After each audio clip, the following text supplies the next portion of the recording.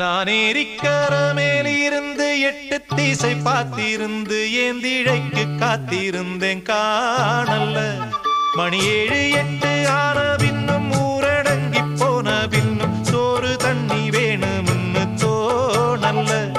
என் தெம்மாங்கு பாட்ட கேட்டு தெங்காத்து ஓடி வந்து தூதாக போக வேணும் அக்கறையில.